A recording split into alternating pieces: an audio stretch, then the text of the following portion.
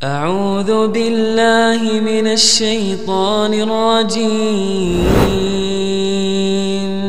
بسم الله الرحمن الرحيم بسم الله الرحمن الرحيم السلام عليكم ورحمة الله وبركاته الحمد لله والصلاة والسلام على رسول الله وعلى آله وصحبه ومواله amma ba'd.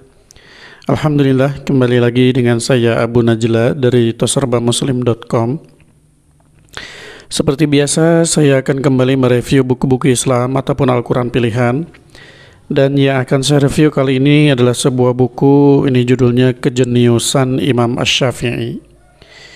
Ini sampulnya simple ya, tapi elegan, warna hitam gini.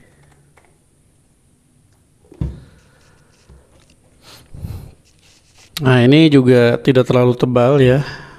Tebalnya ada 404 halaman.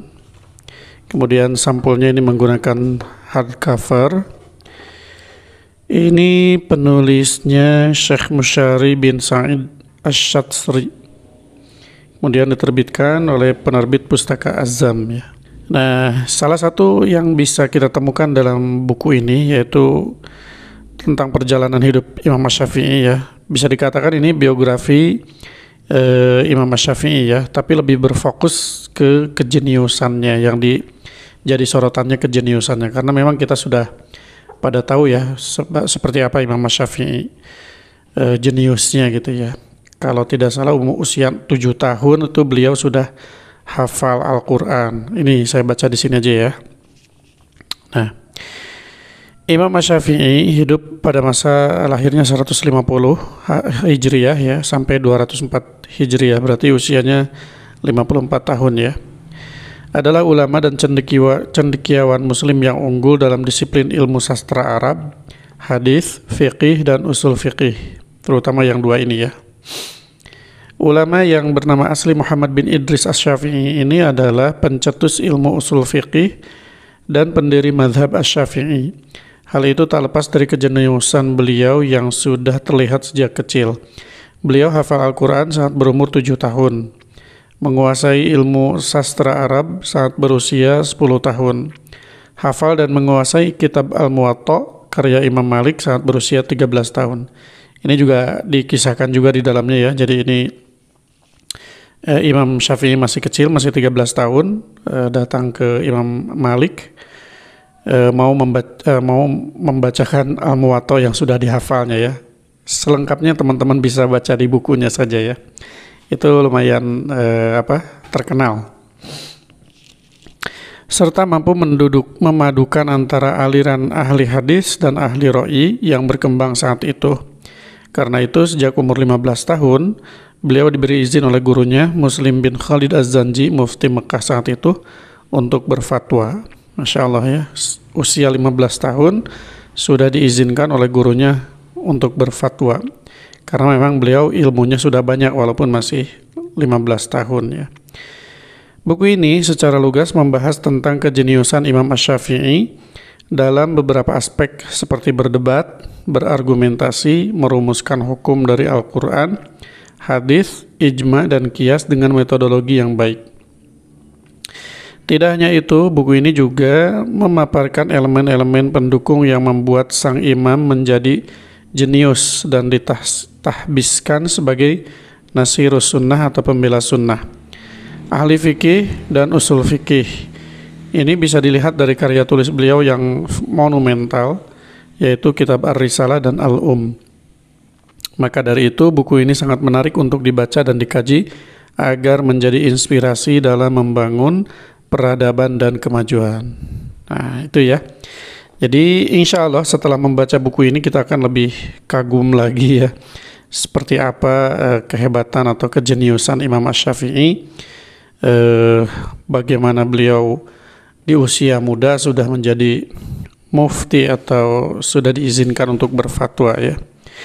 Ini saya perlihatkan selintas isinya seperti apa. Nah, ini daftar isinya. Cuman ini bukunya yang saya pegang ini sepertinya cetakannya kurang bagus ya, di tintanya nggak terlalu sempurna, nggak mulus. Mungkin yang lain nggak seperti ini ya, tapi yang ini menurut saya kurang bagus lah tintanya ya. Nah, ini kita lanjut daftar isi. Yang pertama ada kalimat persembahan, kata pengantar, peta kejeniusan, model Asy-Syafi'i dan peta peralihan-peralihannya. Kemudian bagian pertama elemen-elemen kejeniusan, cahaya awal kejeniusan, visi kejeniusan, lembaran-lembaran kejeniusan, pelita kejeniusan, kejeniusan Imam Asy-Syafi'i dalam berretorika, akal kejeniusan Imam Asy-Syafi'i, argumen-argumen kejeniusan Imam Asy-Syafi'i. Kemudian di bagian keduanya, titik temu dan titik pisah dalam kejeniusan. Titik temu kejeniusan Asy-Syafi'i dalam madrasah hadis, antara titik temu dan titik pisah kejeniusan. Ini bahasanya agak kurang mudah dipahami ya untuk lihat daftar isinya. Coba kita lihat saja isinya ya. Nah, ini ya, ciri-ciri fisik Imam Syafi'i juga dijelaskan, postur tubuhnya, fisiknya seperti apa, terus kelahirannya dijelaskan juga. Ya, ini banyak sebelumnya. Terus, nah, Imam Syafi'i lahir di Gaza, kemudian perjalanan ke Madinah, ada ininya juga ya. Ini saya persingkat. Nah, ini rangkuman mobilitas Imam Syafi'i dari tahun ke tahun. Ini dari tahun 150 ke 152 berada di Gaza. Ini karena ini beliau masih kecil ya, baru lahir sampai usia 2 tahunan. Kemudian dibawa ibunya ke Mekah dari tahun 152 sampai 163. Berarti 11 tahunan ya di Mekah. Kemudian pergi lagi ke Madinah. Nah, ini hilir mudik ke Mekah juga. Ini untuk belajar terus ya, mencari ilmu. Kemudian setelah itu dari Makkah ke Yaman, Makkah Najran. Kemudian pindah lagi ke Irak 2 tahun ya. Kemudian ke Mekah lagi. Dari Mekah ini ke Baghdad masih Irak juga ya. Dan kembali lagi ke Mekah tahun 197 dan terakhir ini ke Baghdad lagi sebelum akhirnya ke Mesir. Dan terakhir ini di Mesir sampai beliau wafat ya, dan makamnya juga ada di Mesir ya. Ini untuk Imam Asy-Syafi'i, perjalanan mobilitas atau perpindahan Imam Asy-Syafi'i yang mulai dari Gaza Palestina ya, sampai ke Mekah, Madinah, dan seterusnya sampai ujungnya terakhir di Mesir. Kemudian yang lain-lainnya juga banyak ya, informasi-informasi lain seperti tadi kisah Imam Syafi'i bertemu Imam Malik, kemudian pendapat-pendapat dari imam-imam yang lain tentang Imam Syafi'i, banyaklah pokoknya. Jadi ini banyak kekaguman